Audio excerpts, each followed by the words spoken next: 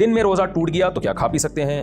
روزہ ٹوٹنے کے بعد مثال کے طور پر الٹی سے روزہ ٹوٹ گیا تو اس کے بعد دن میں کھانے پینے کی اجازت ہوگی یا نہیں؟ حنا صاحبہ پشاور سے۔ پہلی بات تو یہ کہ الٹی سے روزہ نہیں ٹوٹتا۔ الٹی سے روزہ دو شرطوں کے ساتھ ٹوٹتا ہے۔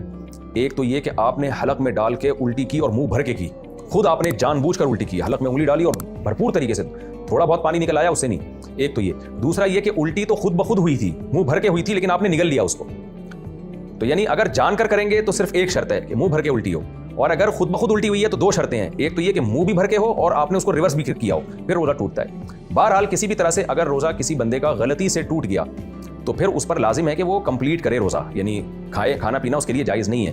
ہاں، بعد میں قضا بھی کرنی پڑے گی۔ دیکھیں، دو طرح سے روزہ ٹوٹتا ہے۔ ایک ہوتا ہے بھولے سے ٹوٹ جانا، اس سے تو ٹوٹتا ہی نہیں ہے، آپ کو یاد نہیں تھا آپ کا روزہ ہے، آپ نے کھا لیا پی لیا، بعد میں یاد آیا اڑے بھائی آج تو میرا روزہ تھا، اس سے کچھ نہیں ہوتا، نہ روزہ ٹوٹا، نہ کفارہ، نہ قضا، کچھ بھی نہیں، بلکہ پورا روزہ کمپلیٹ ہو گیا، آپ کا ثواب پورا ملے گا، حدیث میں آتا ہے، صراحتاً ہے یہ حدیث میں۔ لیکن ایک ہوتا ہے غلطی سے ٹوٹ جانا۔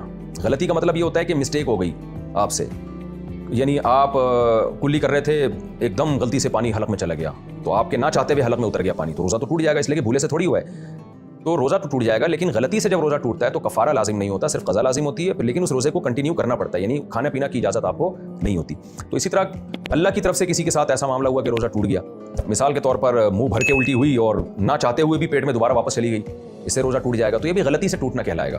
تو اس صورت میں بھی آپ کو قضا کرنی پڑے گی، کفارہ نہیں ہوگا، لیکن کھانا پینا آپ کے لیے پھر بھی ٹھیک نہیں ہوگا، اس کو روزے داروں کی طرح آپ پر رہنا لازم ہوگا شام تک۔